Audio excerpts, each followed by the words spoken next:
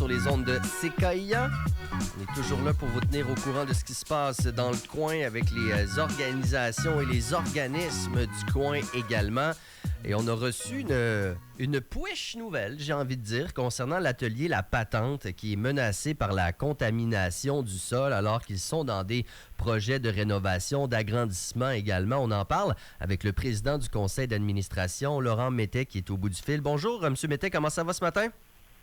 Ben, ça va pas, Pierre, et vous? Ça va bien. Je comprends que dans le contexte, ça pourrait aller mieux. On comprend. Juste d'emblée, peut-être revenir à la base. S'il y a des gens ce matin qui ont peut-être moins une idée de ce que c'est la patente, c'est un genre d'atelier collaboratif.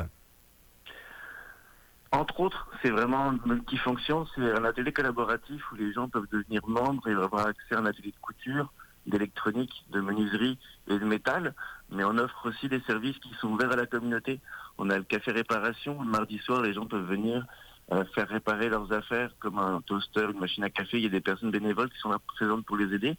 On a une quincaillerie de seconde main, la recyclerie. On a une outitech, c'est comme une bibliothèque, mais au lieu d'emprunter des livres, vous pouvez emprunter des outils. Et on a aussi une panoplie de formations pour que les gens apprennent à développer leur savoir-faire manuel, mettons. Et j'ai l'impression qu'avec tout cet éventail de services offerts, vous devez avoir quand même beaucoup de gens dans le quartier qui font affaire à vos services? On a plus de 2300 membres. Vous savez, quand vous êtes membre d'une coopérative et que vous déménagez, vous ne retirez pas forcément votre membership. Donc on va considérer qu'on a à peu près 500 membres qui utilisent par année l'atelier de manière active, mais c'est plusieurs milliers de personnes qui utilisent les différents services où il n'y a pas besoin d'être membre. Juste pour les formations, je crois que c'est plus de 3000 personnes qui viennent par année. Donc, on comprend qu'il y a une demande qui est importante, que vous répondez à un besoin important dans le quartier. Et là, peut-être nous rappeler un petit peu les travaux que vous étiez en train d'entreprendre. Il y a 3 ans, on a eu le plan de préparation d'investissement qui nous a fourni environ 95 000 $ pour pouvoir faire une étude architecturale et de structure de bâtiment et de mécanique pour rénover le bâtiment. Parce qu'on est maintenant propriétaire, ça fait 11 ans qu'on est dans le bâtiment. On est propriétaire, on a payé l'hypothèque, depuis l'année passée, on a payé l'hypothèque à 100%. Puis maintenant, on est rendu à une période où il y a des travaux, des rénovations qui sont à faire. Puis en profitant de la subvention qu'on a eue, on en a profité pour faire, soyons fous et essayons de voir si on peut agrandir pour offrir plus de services à la communauté. Donc on a envisagé un 2e étage, mais juste pour la rénovation, aujourd'hui il pleut pas assez, mais quand il pleut beaucoup à la fonte des neiges au printemps, on peut quasiment prendre une douche dans certains locaux à cause de l'accumulation d'eau. Puis il y a tout le bâtiment, il a quand même il a plusieurs dizaines d'années, donc ça prend une certaine rénovation. Donc si on veut continuer nos services, on a besoin de rénover parce que pour l'instant on peut continuer nos services assurément, mais sur du long terme, c'est pas la panacée, mettons. Je comprends. Donc, c'est pas comme le Patro Rocamadour où il y a eu cet incendie qui fait en sorte que ça met beaucoup, beaucoup de services sur pause. De ce qu'on comprend, c'est que vous pourriez continuer à offrir ce que vous offrez de base, mais c'est toutes ces réparations-là qui sont de plus en plus urgentes plus le temps passe, finalement. C'est ça, le toit, à un moment donné, s'il y a de l'eau qui coule, c'est qu'il y a de l'infiltration à l'intérieur et de la moisissure qui va se faire. Donc, ça prend de la réparation. Donc, c'est sûr que sur du long terme, les activités auront du mal à continuer. Ouais. Et puis, on se dit que c'est un peu dommage avec toutes les subventions qu'on a reçues pour développer des différents projets, que ce soit différents paliers gouvernementaux. Comment ça se fait qu'on n'arrive pas à avoir de financement pour pouvoir faire les travaux alors qu'on a eu plein de subventions pour faire des projets? Est-ce qu'on pourrait avoir un financement à différents échelons gouvernementaux? On peut aller jusqu'à 80% de financement.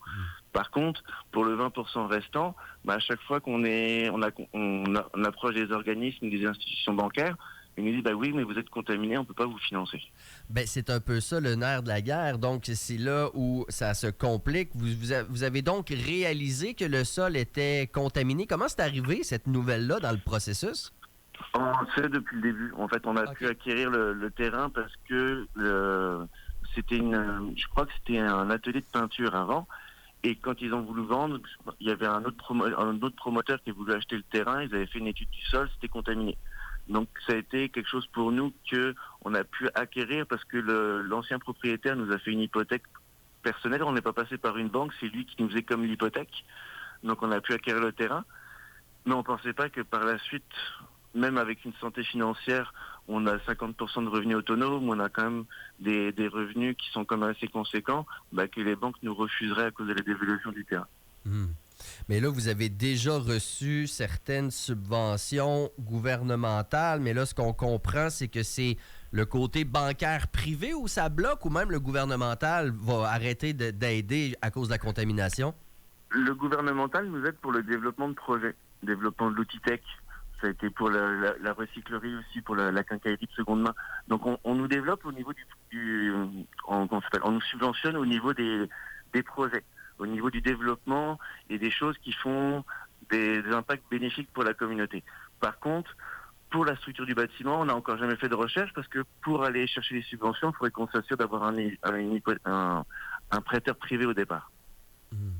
Et là, on ne peut pas aller chercher une subvention fédérale, mettons, si on n'a pas un revenu déjà, parce que, mettons que les travaux coûtent 3 millions, le 600 000 $, on ne pourrait pas le fournir. Donc, de faire une demande de subvention, si on n'a pas déjà un prêteur privé, ça ne sert à rien.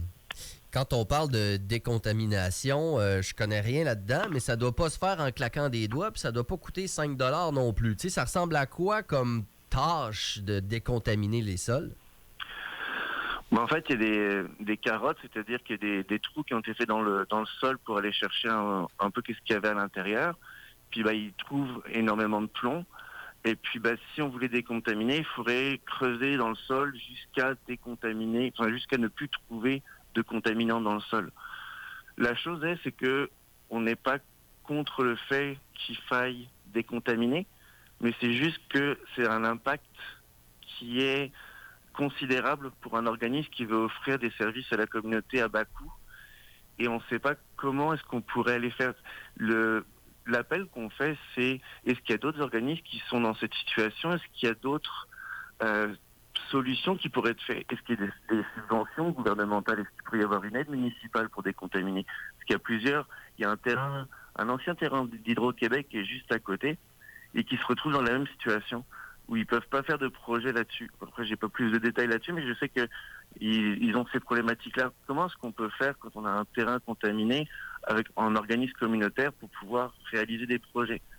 Parce que le projet qu'on a eu au niveau du plan de préparation d'investissement avec la nouvelle architecture du bâtiment, on l'a fait en conséquence de ne pas avoir à toucher le sol. Donc, comment est-ce qu'on peut faire ça? Parce que je suis pour de décontaminer les sols, ça me paraît tout à fait logique, la bonne chose à faire, mais tout Limoilou est rempli de remblais des incendies de 1848. Donc jusqu'à où on va jusqu'à décontaminer? On est en pleine campagne électorale municipale. Il y a beaucoup de candidats et candidates qui, évidemment, offrent leur soutien. Moi, j'en ai vu peuvent s'engager publiquement pour aider des organisations, même des citoyens. Est-ce que vous avez cogné un petit peu à la porte des partis, des candidats de votre secteur? Ça va être notre prochaine étape. On a reçu quelques-uns qui sont venus en campagne, mais c'est sûr que vous pensez bien on fait un appel, puis on essaie de... On aimerait ça, avoir de l'aide au niveau du municipal, puis avoir du soutien. Et si jamais il y a des gens peut-être dans la population qui écoutent ça ce matin, qui disent « Bon, j'ai peut-être pas l'argent pour décontaminer, mais tu sais, j'aimerais ça faire quelque chose à la hauteur de ce que moi je suis capable de faire. » Qu'est-ce qu'on peut faire pour vous aider? Sur notre site internet, on a lancé un article où vous pouvez faire un don. Après, c'est sûr que je comprends que c'est pas ça qui va faire la décontamination. On a aussi signé une pétition ou envoyé une lettre de soutien. Puis on veut montrer avec les lettres de soutien et la pétition le nombre de citoyens qui peuvent nous soutenir pour pouvoir essayer d'envoyer ça aux différentes instances gouvernementales pour montrer le soutien qu'on a et puis l'importance qu'il y a, parce qu'on a beaucoup d'impact au niveau sociétal sur la communauté. Site Internet, comment est-ce qu'on peut vous retrouver? Atelierlapatente.org. Donc, l'invitation est lancée. Vous allez avoir tous les détails. Si jamais ça vous tente de faire votre part, c'est possible de le faire de ce côté-là. On va suivre la suite avec grand intérêt. M. Laurent Mettet, président du conseil d'administration de l'atelier La Patente. Merci beaucoup d'avoir pris le temps de nous parler ce matin. Puis, bonne chance pour la suite. Merci à vous pour l'invitation. Je vous souhaite une bonne journée. Merci, au revoir. 8h13 maintenant sur les ondes de CK.